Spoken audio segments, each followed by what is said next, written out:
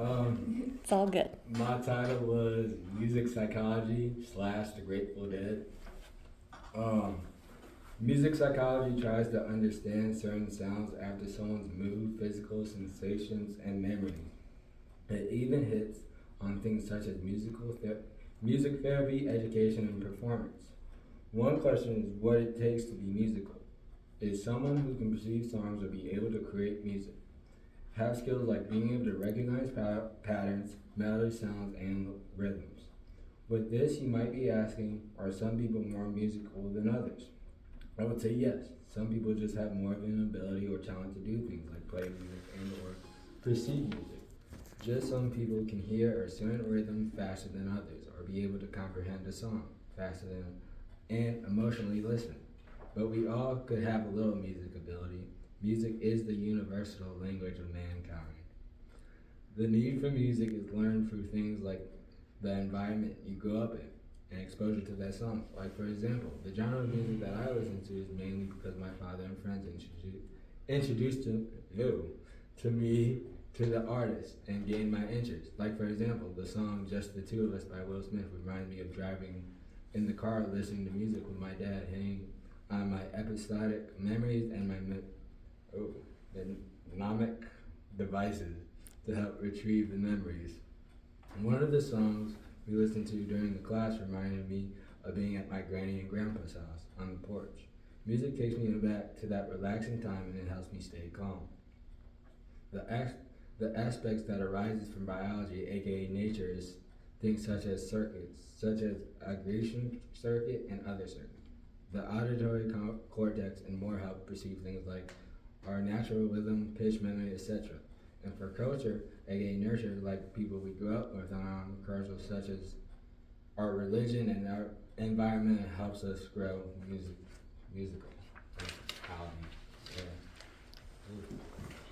The way musical training helps as it helps heal something we learned from the book.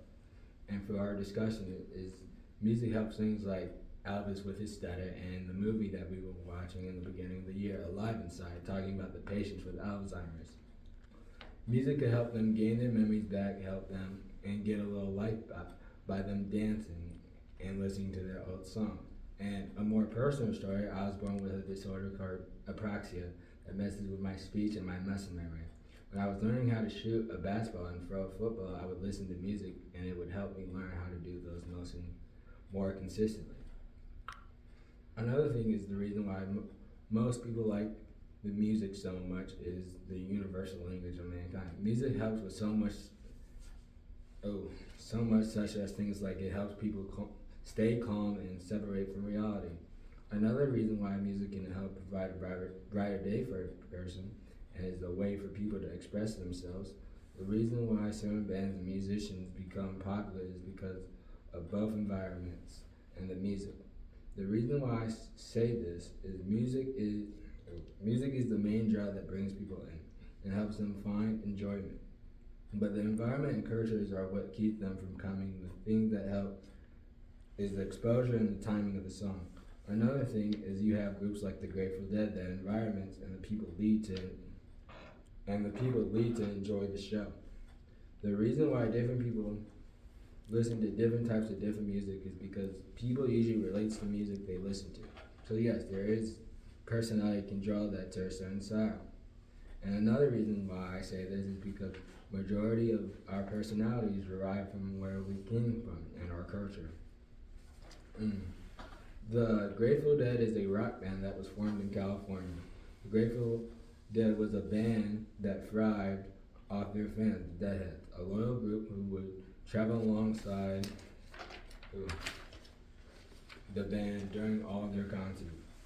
With this, the community, the Grateful Dead thrived during concerts. When the Grateful Dead performed, they were one of a kind. They were improvised off each other, hitting a flow state. The flow state is when people play off each other in a state of improvisation, like we learned in the movie Buddy Bowden.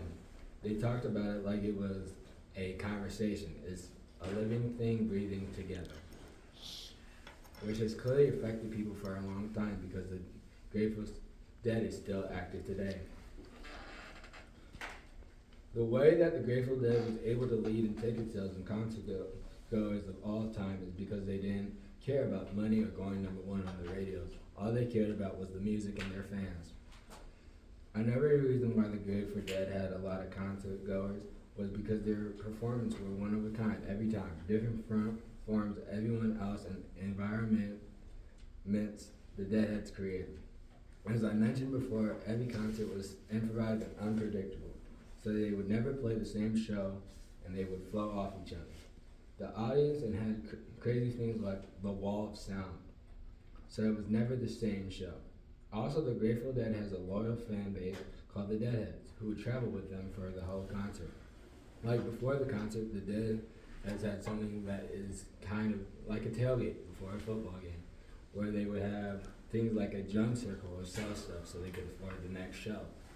Also, the Deadheads were like a family, a safe place. In the video, if someone did something weird at a concert, the fans would call them out and call them not a real Deadhead. So for the people, Grateful Dead concert was a safe place where people could just be themselves. Lastly, you didn't even have to have a ticket. Some people would just show up and somehow other Deadheads would give them tickets. So yes, there is a certain culture while attending these shows. The Deadheads were a community that welcomed everybody who wanted to enter it. It didn't matter if you were an outsider, deaf, misfit, or you had a weird background. You were welcome to the Deadhead community. They were a true family. Yes, there are people who could love the Grateful Dead without going to the concert, but I don't think you can truly understand and be a true Deadhead if you don't go to a concert. It feels like a huge part of the Grateful Dead is the concert experience with the Deadheads and traveling with the bands and the fans. The thing that made the Grateful Dead shows so memorable and made people came back because of the culture and fans of the Grateful Dead. And they were willing to do crazy things like the wall of sound that gave everyone a different experience. Also, it's a different concert every time they perform, which keeps the crowd entertained by every show. As I said before, the community of the Deadheads were so welcoming and felt like traveling with a family. Another thing with the Deadhead community is you could get souvenirs from every show because the fans would sell something every show to get them to the next show. Yes, previous musical experience and culture influence can affect whether you like the Grateful Dead because all those things shape your taste in music. But just because you haven't listened to this kind of music before doesn't mean you wouldn't enjoy it if you gave it a chance.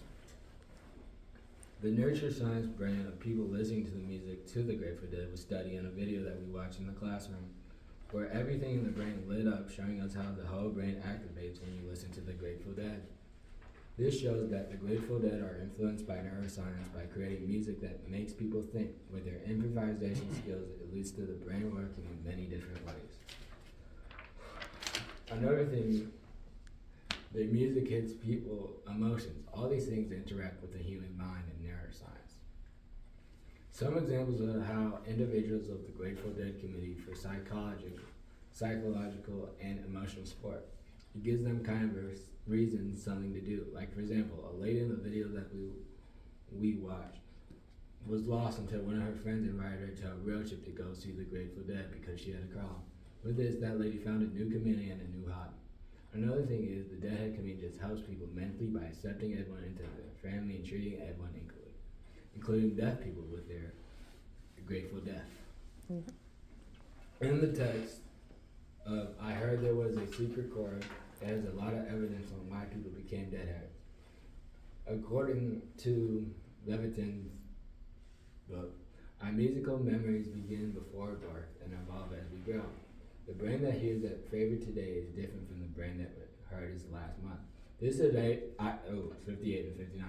This idea helps explain why people are drawn to the Grateful Dead's concert.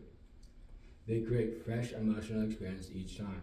The band uses of improvisation plays a big role. Levitin explains this, that musician in the flow state shows increased activation in the media performative content, which accesses autobiographical memories, a way of expressing one's musical voice of story. On page 87. This ties into how music brings people together. When people listen to the same music, there is a neurosynchrony in their brain waves. Listening to music literally puts in your brain on the same wavelength as the other people were. On page 85. When the Grateful Dead performed, it felt authentic, reaching flows musicians shed their meta-awareness. The music carries them. They feel as if they are not playing the music, it is playing them. On page 9. That deep immersion was shared by fans too. Audience at Grateful Dead and Phish concerts felt a specific connectedness to the music because those artists cultivated that sense of deep immersion. Page 90. Levitin also describes how fans experience chills during the music when time seems to stand still, and an overwhelming burst of intense pleasures, a sense of awe, sometimes leading to laughter or tears. Levitin on page 90. These powerful feelings help explain why Dead shows are so beloved. Levitin notes that music treatment begins as an invitation to start exploring new music and feeling the joy of discovery. Page 101. And Dead concerts are a perfect place to start. They are welcoming and full of musical surprises. Music also sparks reflections in the text. When we listen to music, really listens, we often find our minds drift to thoughts of who we are, where we've been in our lives, and where we're going. Page 84.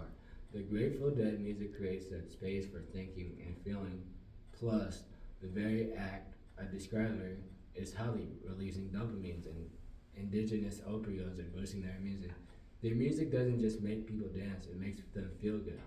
Finally, Levitin writes that music can serve a unifying source connecting our different modes of awareness with our internal narrative. Page 93. That's exactly what Grateful Dead concerts do. They bring people together and help them connect with themselves and others, just like the Deadhead community has done for decades. To conclude, the Grateful Dead is more than just a band. They're a whole community with their Deadheads and their music. The Grateful Dead shows us how powerful music and how it connects to our society. They also show us music psychology by using their improvisation styles and performance to interact with their fan base. Oh my God. Oh, yeah, That was so good. Question. When somebody was looking for a free ticket, what did they say? I need a miracle. Yeah!